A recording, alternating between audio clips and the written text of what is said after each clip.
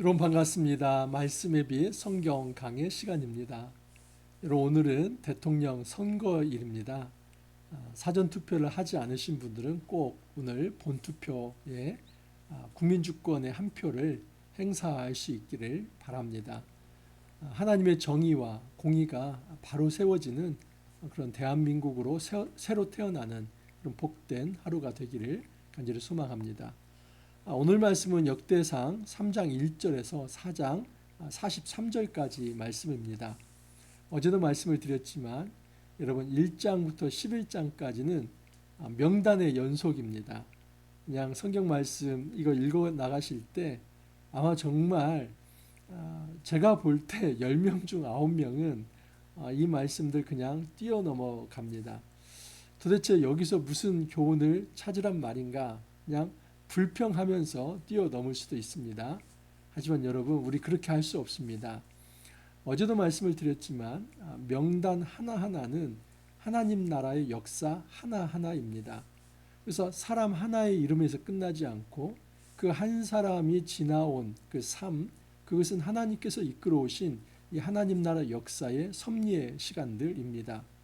그렇기 때문에 오늘도 이제 제가 모든 이름을 다 살필 수는 없지만은 중간중간 살펴보면서 하나님께서 그의 나라를 어떻게 이루어 가시는지를 한번 조망해 보려고 합니다.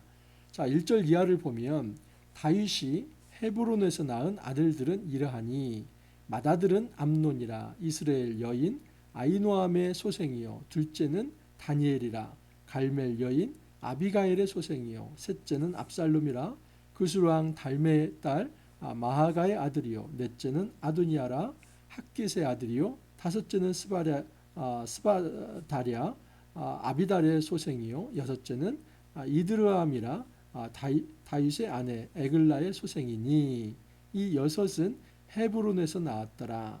다윗이 거기서 7년 6개월을 다스렸고 또 예루살렘에서 33년을 다스렸으며 다윗이 많은 아내를 두었고 또 많은 자녀를 두었습니다. 다윗이 왕으로 통치한 것은 40년입니다. 하지만 헤브론에서 7년 6개월 그리고 이제 예루살렘에서 나머지 33년 그래서 총 이제 이 40년을 통치를 하는데 처음 7년 6개월은 헤브론은 남유다의 왕이었지만은 나머지 33년의 세월은 이제 통일왕국의 왕이죠. 그래서 남유다와 북이스라엘이 하나가 된 그 통일왕국의 왕이 됩니다. 그래서 다윗이 이제 헤브론에서 낳은 6명의 아들을 이야기를 하고 그리고 5절 이하를 보면 예루살렘에서 또 이제 밧수아 여기서는 밧수아는 밧세바입니다. 밧세바의 소생 4명을 이야기합니다. 시므아, 소밥, 나단, 솔로몬입니다. 그리고 6절 이하에서는 다시 그 외에도 다른 아내들을 통해서 9명의 자녀를 또 낳았다. 그리고 이 외에도 다윗의 아들들이 있었고 그리고 그들의 누이 이 다말이라고 하는 사람을 하나 소개합니다. 여러분 이렇게 많은 아들들을 낳았는데 이 아들들 중에서 그냥 이 그 딸은 다말 하나이기 때문에 모든 이 다른 그 아들들 중에서 그의 누이는 다말이라 이렇게 얘기했을까요? 그렇지 않습니다. 절대 그럴 수 없습니다. 여러분 아들이 10명이라면 아마 딸도 10명 낳았을 가능성이 있습니다. 자, 그런데 9절에 보면 다말 하나만을 그들의 누이라고 이렇게 소개를 합니다. 왜 그렇습니까?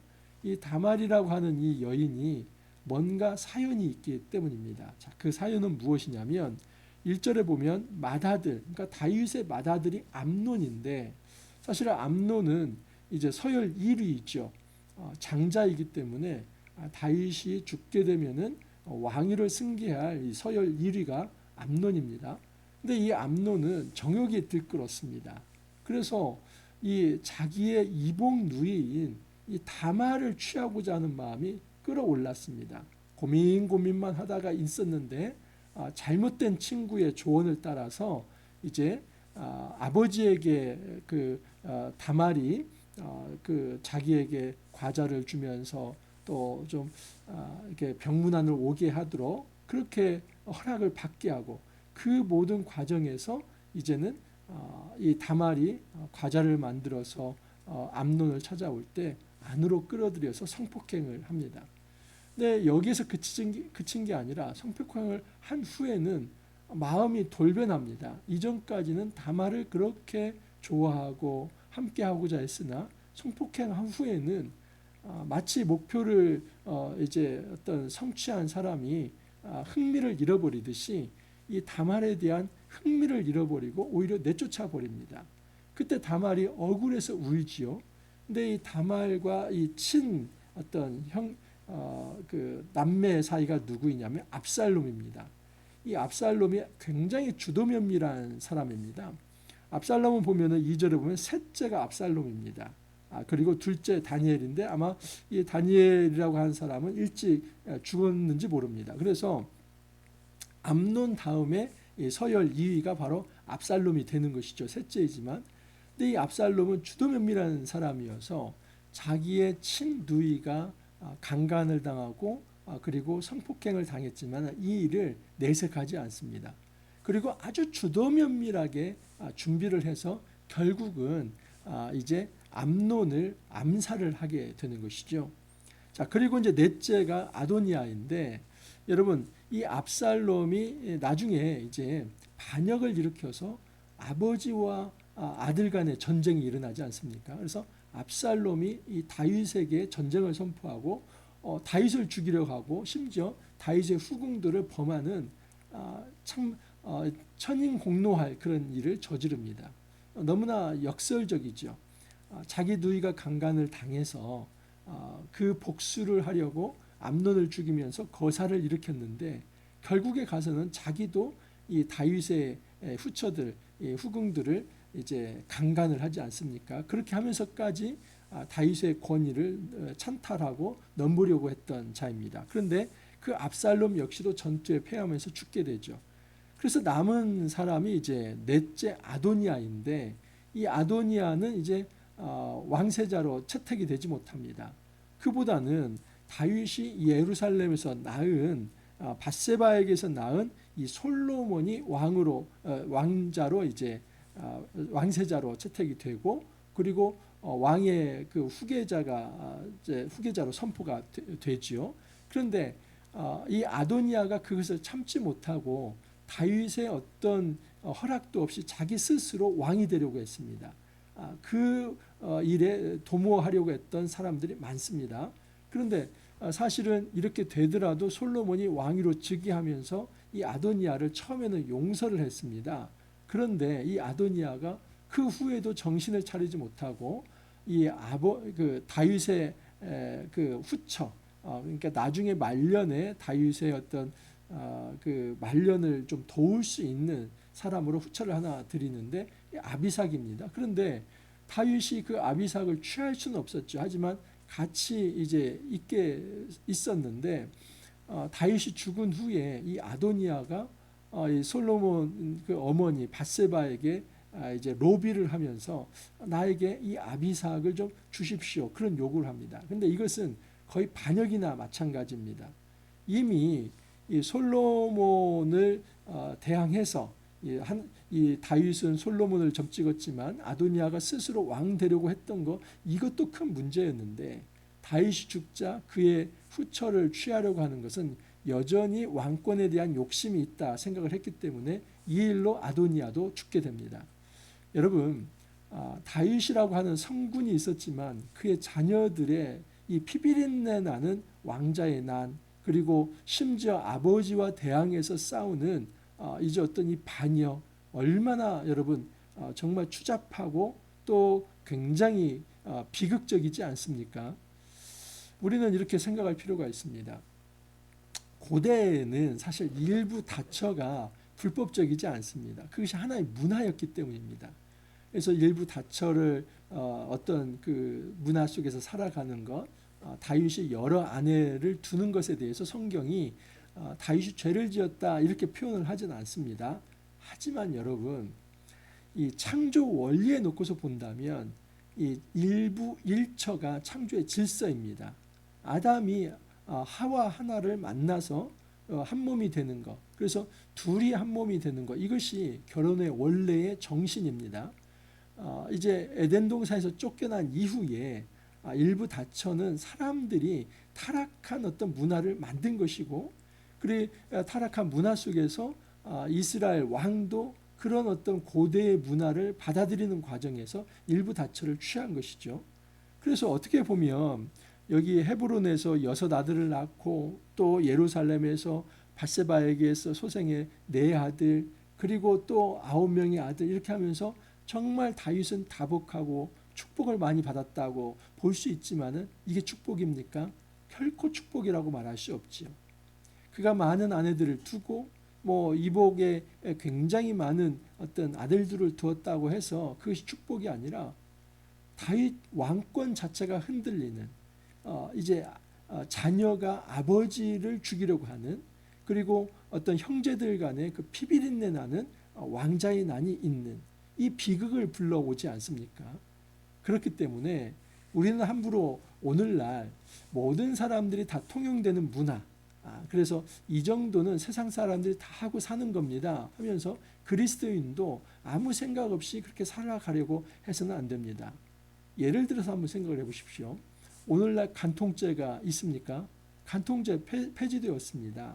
다시 말해서 성인들이 어떤 합의에 의한 성관계, 그것은 처벌할 수가 없습니다. 형사처벌이 안 됩니다. 아무리 이제 어떤 그 부부의 어떤 가정이 있고 가정 외에 혼 외에 다른 사람과 바람을 피웠다 할지라도 그 바람 피우는 것에 대해서 형사처벌을 할 수는 없습니다. 물론 이제 민사의 어떤 상간자 소송을 할 수 있어서 어떤 배상 책임을 할 수는 있지만은 그것은 형사적 어떤 죄를 물을 수는 없는 겁니다. 그러면 여러분 이 간통에 대해서 이제 자기 배우자를 놔두고 다른 어떤 그 이성과 눈이 맞아서 이렇게 성관계를 하는 것을 형사처벌을 받지 않는다고 해서 세상 사람들이 그렇게 어떤 성인들 간의 합의만 있다면 그렇게 어떤 가정의 틀이 아닌 이 결혼이라고 하는 제도가 아닌 그런 어떤 음란한 무분별한 어떤 성문화를 즐긴다고 한다면, 기독인들도 이런 것들을 따라간다고 한다면 이것을 우리가 어떻게 생각해야 할까요? 세상에 형사처벌이 없기 때문에 죄가 아니라고 말할 수 있을까요? 아닙니다. 창조의 질서에서 놓고 본다면, 특별히 이제 십계명이나 이 하나님 말씀의 입각에서 놓고 본다면 그것은 분명한 죄입니다. 그렇기 때문에 우리는 세상 사람들의 문화, 이미 고착화된 이 정도는 다 하고 사는 거야 하는 거기에 대해서 반기를 드려야만 합니다. 고대 당시의 일부 다처는 분명히 죄가 아닙니다. 그 사회 내에서 너무나 이 그 고대의 문화가 마치 노예제 문화가 있었듯이 일부 다처는 하나의 문화였기 때문에 그 일부 다처 문화에서 여러 아내를 두는 것이 그렇게 도덕적으로 문제가 되지 않았습니다. 하지만 적어도 하나님 백성이라고 한다면 창조 질서에 따라서 좀 더 엄격하게 자기 자신을 통제하고 성찰할 수 있어야만 했습니다. 다윗이 그렇게 하지 못한 결과 그의 어떤 이복 아들들 간의 피비린 나는 전쟁, 그리고 심지어 다윗을 향한 어떤 그런 반역이 있었다 하는 것을 알 수 있습니다. 혹여라도 우리가 이 세상의 어떤 문화에 우리의 어떤 그 판단 기준 수준을 낮춰서는 안 됩니다. 우리의 수준은 세상이 아니라 말씀이 되어야 하고 창조 질서가 되어야만 합니다. 그래서 아무리 세상에서 통용되는 거다 할지라도 성경 말씀에 이건 아니다 하는 것은 행해서는 안 되는 것이죠. 자, 10절 이하를 보면 이제 솔로몬부터 시작합니다. 솔로몬의 아들은 르호보암이요. 이렇게 해서 쭉 해가지고 16절에 보면 여호야김의 아들들은 그의 아들 여고냐, 그의 아들 시드기야요. 그래서 이제 솔로몬, 이 다윗 왕국은 다윗 그리고 솔로몬, 르호보암 이렇게 넘어가다가 제일 마지막 왕이 시드기야입니다. 시드기야를 통해서 이제 시드기야 때에 바벨론에 의해서 예루살렘이 망하게 되죠. 여러분 이 시대에, 이 시드기야 시대의 선지자가 예레미야인데, 예레미야의 일관된 메시지는 시드기야에게 당장 바벨론에게 항복해라. 그것은 너희들이 굴복, 어떤 비굴하게 굴복, 어떤 힘에 대한 굴복, 이걸 의미하는 게 아니라 우리 하나님께서 너희들이 이 바벨론에 의해서 침략을 당하는 것은 하나님이 바벨론을 회초리로 쓰셨기 때문이다. 너희들이 하나님을 떠나고 우상을 숭배하고 그리고 어떤 정의를 왜곡시키며 무고한 피를 흘린 것에 대해서 하나님께서 바로잡는 어떤 회초리를 이 바벨론이라고 하는 나라를 통해서 하신 것이다. 그러므로 바벨론이 침략하는 것은 하나님의 어떤 징계이고 징벌이기 때문에 그걸 거부하기보다는 맞아야 한다. 받아들여야 한다. 이렇게 생각해 보십시오. 여러분, 훈육이라고 하는 훈육의 회초리가 있지 않습니까? 그런데 훈육의 회초리를 아버지가 들었습니다.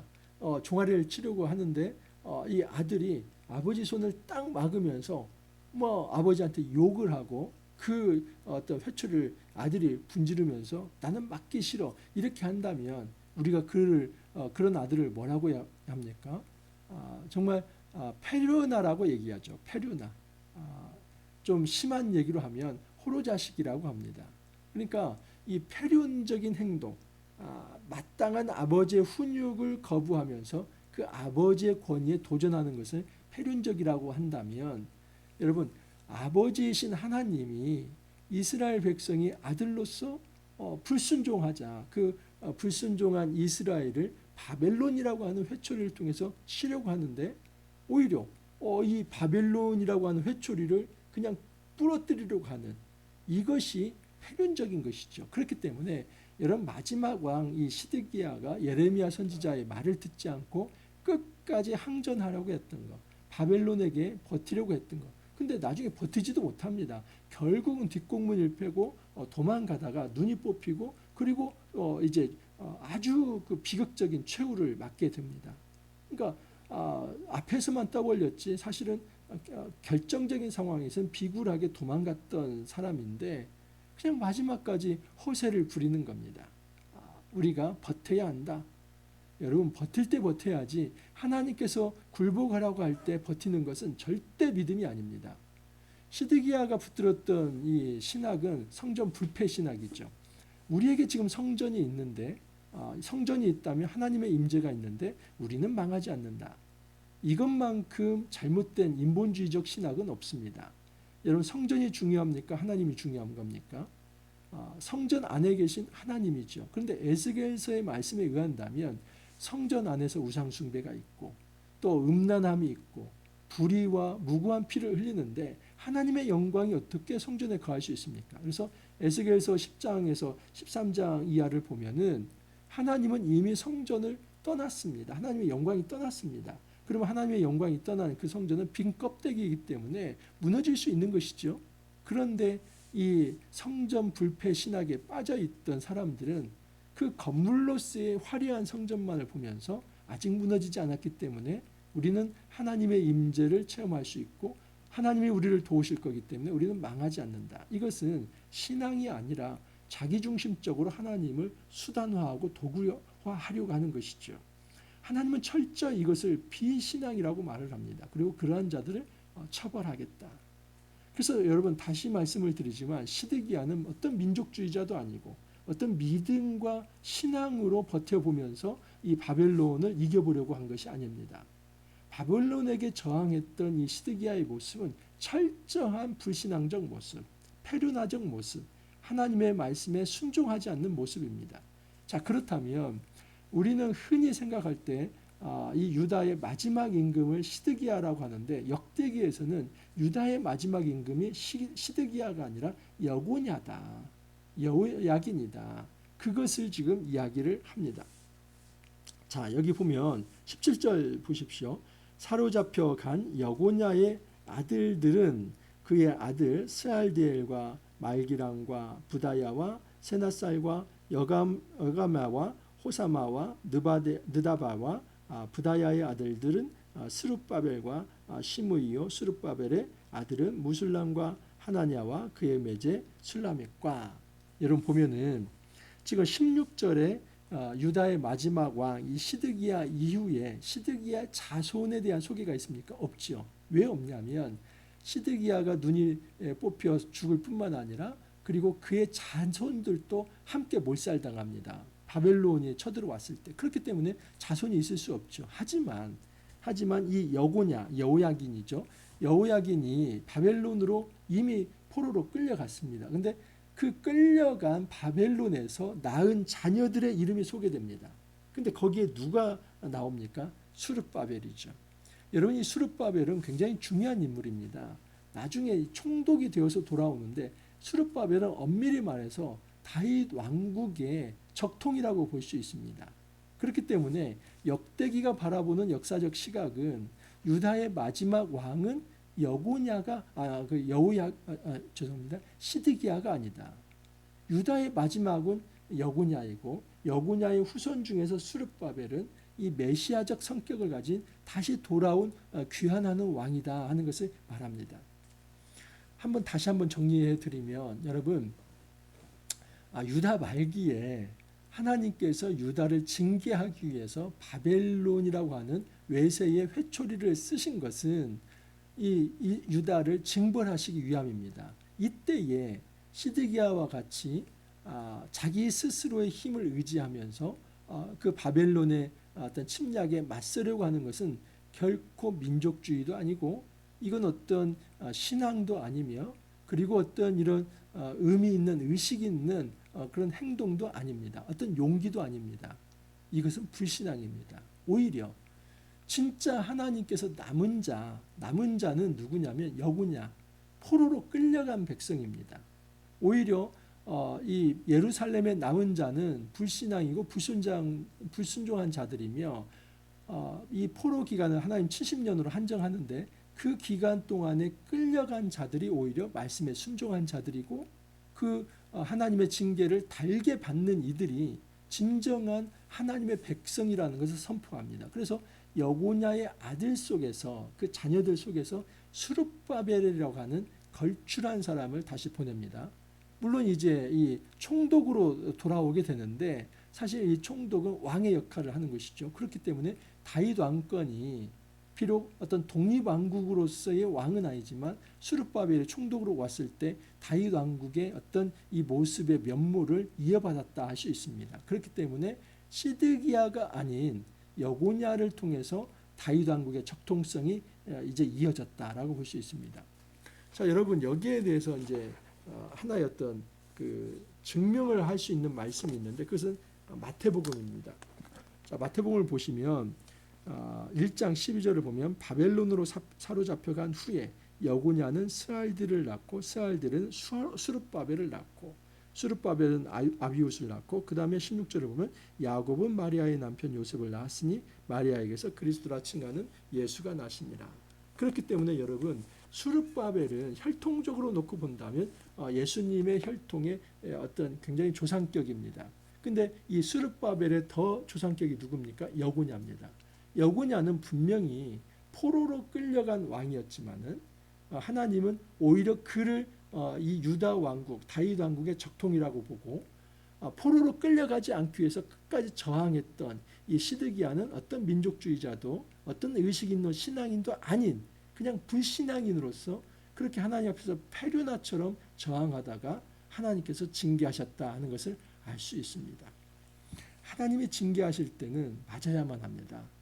하나님께서 회초리를 드셨는데도 여전히 그 하나님의 회초리를 내가 막으려고 하고 그 회초리를 끊으려고 한다면, 여러분, 그에게 닥치는 이 어떤 어려움과 비극은 더 심해질 수 있습니다. 자, 4장 1절 이하를 보면, 여기 보면 다 말씀을 드릴 수 없는데 이 유다 자손 중에서 야베스가 나옵니다. 9절 이하를 보면, 야베스는 그의 형제보다 귀중한 자라. 그의 어머니가 이름하여 이르되 야베스라 하였으니 이는 내가 수고로이 낳았다 함이었더라. 야베스가 이스라엘 하나님께 아뢰어 이르되 주께서 내게 복을 주시려거든 나의 지역을 넓히시고 주의 손으로 나를 도우사 나로 환난을 벗어나 내게 근심이 없게 하소서 하였더니 하나님이 그가 구하는 것을 허락하셨더라. 여러분, 이 야베스라고 하는 이름 자체가 고통입니다. 아마도 이 야베스가 이제 그의 어머니가 그를 낳으면서 산고를 치렀던 것 같습니다. 그래서 이제 다 낳아놓고 그의 이름을 이 야베츠, 이 고통이라는 이름을 줍니다. 이 어머니, 이 부모가 잘못한 것이지요. 아무리 상고를 치렀다 할지라도 아무리 고통 속에서 정말 낳은 아들이라 할지라도 그 아들 이름을 고통이라고 한다면 평생 이 야베스는 자신의 어떤 꼬리표처럼 고통이 따라올 것입니다. 어떤 숙명론적인 어떤 그 고통을 그냥 받아들였을지도 모릅니다. 나는 태어날 때부터 그렇게 저주받는 인생이다. 얼마나 저주받았으면 우리 부모가 내 이름을 고통이라고 했겠는가. 그래서 내가 이 고통을 받는 것, 고난을 받는 것, 어려움을 받는 것은 그냥 받아들여야 할 것이다. 이 숙명론적 이해가 있었을지 모릅니다. 자, 그런데 야베스는 자신의 이 이름을 숙명론적으로 받아들이는 것이 아니라 이 고통이라고 하는 이 이름을 가진 야베스는 하나님 앞에 기도합니다. 뭐라고 기도하냐면 내게 복을 주시려거든 나의 지역을 넓히시고 주의 손으로 나를 도우사 나로 환난을 벗어나 내게 근심이 없게 하옵소서. 아주 적극적인 강력한 기도입니다. 내 지경을 넓혀주시고 나를 도와사 나에게 근심이 없게 하여 주옵소서. 다시 말해서 나와 동행해 주십시오. 그래서 여러분 이 사람의 인생이 바뀝니다. 여러분 이것은 무엇을 의미하냐면 우리가 우리의 삶을 숙명론적으로 운명론적으로 그렇게 먼저 생각하면서 사실 그것은 하나님의 뜻도 아닌데 내가 미리 지레 어떤 생각을 하면서 내 인생을 운명론적으로 결정을 해버리고 그 결정론적인 어떤 삶 속에서 아무것도 하려 하지 않는다면 무기력하게 패배주의적으로 살아간다면 그거야말로 불신앙이라고 말을 합니다. 우리 기독교의 신앙은 절대 여러분 숙명론이나 운명론이 아닙니다. 내 운명은 정해졌다. 그렇지 않습니다. 우리는 기도의 몫이 남아 있습니다. 우리가 어렵고 힘든 과정에서도 기도해야만 합니다. 하나님께서 이스라엘 백성에게 말씀하시는 겁니다. 너희들이 포로로부터 돌아왔는데 너희들의 이 삶을 이 비참한 삶을 숙명론적으로 운명론적으로만 이해를 하고 기도하지 않는다면 너희들은 그야말로 불쌍한 사람들이다. 그야말로 고통받고 끝나는 사람들이다. 주님께서 원하시는 것은 그럴 때일수록 기도하라는 것이죠. 그래서 그 기도의 본을 이 야베스를 통해서 보여주는 겁니다. 여러분 우리가 어떤 고통이 있을 때 어떤 고난이 있을 때 그것을 운명처럼 받아들이고 끝내지 않기를 바랍니다. 정말 그 자리에서 다시 한번 기도할 수 있어야만 합니다. 제가 이런 고통 가운데 있는데 하나님 풀어주십시오. 모든 속박과 이 사슬로부터 저를 풀어주셔서 진정한 자유와 해방을 얻게 하여 주시고 하나님과 동행하는 삶을 살게 해 주십시오. 그러면 하나님이 반드시 기도에 응답하십니다. 그 기도에 응답하시는 하나님을 의지하면서 우리가 적극적으로 기도자로 나아가시길 바랍니다. 자, 15절 이하를 보면 여분네 아들 갈렙이 나옵니다. 그리고 온니엘도 나오는데 이 온니엘은 갈렙의 조카라고 볼 수 있습니다. 근데 갈렙과 온니엘 둘 다 아주 중요한 인물들입니다. 이 갈렙은 나이 85세가 되었지만 내가 싸움에 이제 출입하기에 이제 전혀 문제가 되지 않습니다. 45년 동안을 기다려 왔습니다. 이 산지를 내게 주소서. 여러분 45년 전에 이 가데스 바네아에서 12정탐꾼 중에 하나가 되어서 그 이스라엘 땅을 정탐했습니다. 갈렙과 여호수아는 이 땅이 좋습니다. 우리가 차지해야 합니다. 얘기를 했습니다. 하지만 10정탐꾼은 이 땅이 좋기는 하지만 안악자손 그 거인 자손이 있어서 우리는 메뚜기와 같아서 결코 이 땅을 차지할 수 없습니다. 그렇게 악평을 했습니다. 그래서 하나님께서는 이제 그 악평을 하는 사람들을 이제 따라서 이스라엘 백성이 이제 모세를 죽이려 하고 그렇게 환외구 운동을 일으키려 하자 하나님이 징벌을 하시죠. 정탐한 40일을 이제 1년씩 해서 40년 동안 광야에서 방황케 하고 그동안 20세 이상의 모든 남자, 싸움에 나갈 만한 모든 남자를 죽게 합니다. 거기에 10정탐꾼도 다 포함이 되죠. 근데 예외적으로 갈렙과 여호수아만 살아남게 됩니다. 왜냐하면 그들은 믿음으로 반응했기 때문입니다.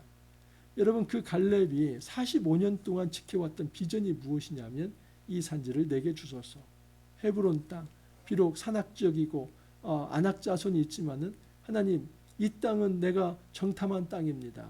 하나님 주십시오. 45년 전에 주겠다고 모세를 통해서 또한 약속을 받았습니다. 그 45년간의 그 약속을 붙들고 85세에 노구가 되었어도 이 땅을 내게 주소서 말했던 사람이 갈렙입니다. 자, 그런데 이 갈렙은 유다 지파의 대표격인데 이 사람이 원래부터 혈통적으로 유다 사람인가? 아닙니다. 그나스 사람이라고 합니다. 겐족속 그나스 사람. 그러면 여러분 이 그나스 사람은 이방인이었죠.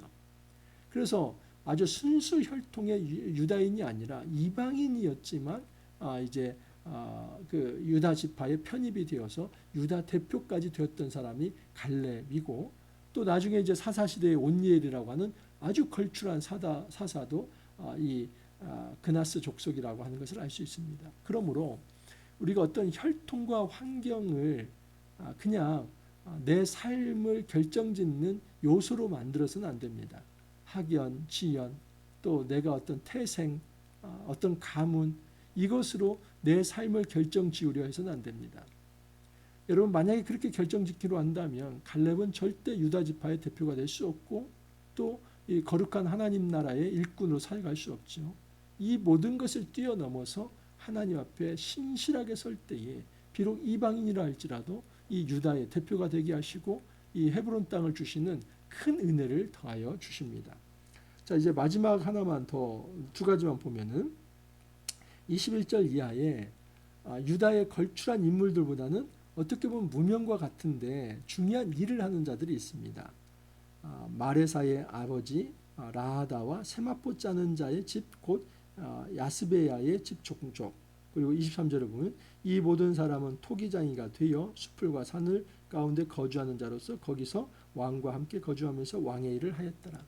그래서 왕의 일을 돕는 이 왕궁에서 필요하는 것을 조달하는 토기장이 그리고 세마포 짜는 자 이런 의복을 만드는 자 토기를 만드는 자 그 당시에 굉장히 장인들이라고 볼 수 있지요. 그런데 성경에서는 이 사람들을 이름을 자세하게 소개하면서 업적을 소개하기보다는 어찌 보면 평범한 일들이지만 그것이 하나님 나라에서는 의미 있는 일이라 하는 것을 말하고 있습니다. 우리는 여러분 성직, 천직을 목사와 같은 말씀 사역자만 성직자다라고 이야기를 합니다. 그런데 성경에서는 이처럼 세마포 짜는 자의 집, 또 토기장이도 너무나 중요한 일을 하고 있고 하나님 나라 사역에 의미 있는 일을 하고 있다. 그들을 소개하고 있는 것입니다. 그런 의미에서 우리가 우리 어떤 그 세상적 직업이라고 해서 함부로 여길 것이 아니라 정말 죄 짓는 일이 아니라고 한다면 그 모든 것을 성직으로 이해하면서 거룩하게 하나님 백성답게 살아갈 수 있어야만 합니다. 자, 24절 이하를 보면 시므온 지파인데 여러분 시므온 지파는 그 수가 적습니다. 그리고 유다 지파 한 가운데 있습니다. 그래서 이 유다 지파 한 가운데 있기 때문에 둘러싸인 게 유다 지파입니다. 자연스럽게 유다와 시므온은 하나의 지파가 되어서 함께 움직입니다. 항상 전투에 유다 지파가 선봉에 설 때 시므온도 같이 갑니다. 그래서 유다 지파에 이제 묻어서 가는 존재가 시므온 지파인데 아주 이례적으로 여기에 보면 시므온 지파가 새로운 지역을 개척했다 하는 기록이 있습니다. 41절 이하를 보면 이 명단에 기록된 사람들이 유다 왕 히스기야 때에 가서 그들의 장막을 쳐서 무찌르고 거기에 있는 모우님 사람을 쳐서 진멸하고 대신하여 오늘까지 거기에 살고 있으니 사실은 시므온 지파는 유다의 어떤 보호 아래에 있던 족속이기 때문에 새로운 지역을 개척한다는 것은 사실 어불성설일 수도 있습니다. 그런데 시므온은 자신의 한계에 갇혀 있지 않고 새로운 지역을 개척하면서 그 땅을 넓혀갔습니다. 또한 42절 이하도 보면 42절 이하입니다. 또 시므온 자손 중에 500명이 이시의 아들 블라데아와 느아리아와 르바야와 오시엘을 두목으로 삼고 세일산으로 가서 피신하여 살아남은 아말렉 사람을 치고 오늘까지 거기에 거주하고 있더라. 그래서 나머지 이 500명은 세일산으로 가서 거기에 피해 있는 아말렉 사람들을 쳐서 그곳을 이제 점령하고 그곳에서 삶의 터전을 만들어 갔다는 것입니다. 여러분 포로 후기에 돌아온 백성들에게 이들의 삶은 어떤 것을 줄까요? 너희들이 포로 후기 돌아온 백성 의기소침하게 그렇게 안주하려고 하지 말고 새로운 개척지를 향해서 나아가라. 마치 이 시므온이 유다 족속 안에 이제 복속되어 있고 또 그 안에서 그냥 어떤 유익만 누리면서 안주하며 살아갈 수 있지만 그 안주를 택하지 않고 개척의 길을 택했듯이 포로에서 돌아온 너희 유다 백성, 이스라엘 백성은 더 이상 그렇게 무력하게 앉아있지 말고 일어나서 새로운 일을 하라. 하나님께서 그 독려의 메시지를 이 역사를 통해서 주시는 것입니다. 여러분, 역대상 말씀 사실 제가 자세하게 한다면 이거 2시간, 3시간 해도 모자랍니다. 왜냐하면 지금 10절부터 16절 사이는 이건 유다 왕국의 역사 아닙니까? 그럼 한 사람 한 사람 지금 다 열왕기 상하에 기록되어 있는 이름들이기 때문에 그 역사 하나하나를 풀기로 한다면 3시간을 풀어도 모자람입니다. 그래서 제가 이 정도 푼 것은 간단하게 푼 겁니다. 핵심적인 것은 이렇습니다. 하나님 나라의 역사를 하나님께서 정말 주도 면밀하게 이끌어 가신다는 사실. 우리가 그 하나님 나라 역사 앞에서 정말 겸손한 자세를 가지고 그리고 신실한 자세를 가지고 거룩하게 세워져야 한다는 것입니다. 함부로 우리의 운명을 우리가 결정하려고 해서는 안 됩니다. 그 운명론적인 것은 대단히 인본적인 것입니다. 세속적인 것입니다. 그 환경만을 보며 어차피 나는 그런 놈이야. 이 패배주의는 불신앙입니다. 주님께서 우리에게 원하시는 것은 기도하라. 기도하라. 이 세속 문화에 찌들어 살지 말고 패배주의에 빠져 살지 말고 오히려 그럴 때일수록 하나님 앞에 기도하는 자가 되어라. 기도의 영성으로 하나님 앞에 엎드린다면 그들에게 하나님께서 새 땅을 허락해 주실 것이다. 기도하고 개척하면서 움직여라. 그러면 내가 너희와 함께 하겠다. 그 약속의 말씀을 우리에게 줍니다. 저 역시도 이제 개척 목회자이고 또 앞으로도 이 사역을 계속 해나가야 하는데 때로는 어렵고 힘들 때 안주하고 싶을 때가 있고 정말 포기하고 싶을 때도 있습니다. 그럴 때 이 말씀을 다시 붙듭니다. 내가 그럴 수 없다. 야베스의 기도가 내 기도가 되어야 하고 시므온의 그 몸부림이 내 몸부림이 되어야만 한다. 이 세속의 문화에 찌들어 살 것이 아니라 이럴 때일수록 더 기도하면서 분투하고 새로운 개척지를 향해서 일어나야 한다. 이 메시지가 저에게도 전달됩니다. 우리가 이 말씀 잘 받아서 하나님 백성으로 승리할 수 있기를 간절히 소망합니다. 기도합니다. 주님 감사합니다. 오늘 대선일입니다. 마지막까지 모든 사람들 잘 투표에 참여하여서 하나님 나라 역사에 동참할 수 있게 하여 주옵소서. 때로는 우리에게 어렵고 힘든 일이 있을 때에 패배주의와 또 운명론적 어떤 안주를 선택하면서 무기력하게 어떤 행동도 하려 하지 않을 때가 있습니다. 주님 이런 우를 범하지 않게 하여 주옵소서.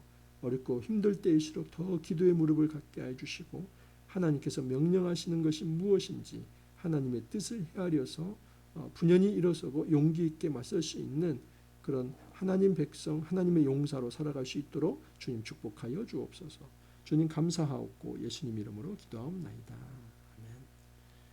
여러분 이 역대상 말씀 결코 쉽지 않습니다. 그래서 꼭 도움이 필요합니다. 그래서 제가 이런 작은 도움을 주는 이제 가이드가 되니 여러분 저와 함께 이 역대상 여행 계속 해나갈 수 있기를 바랍니다.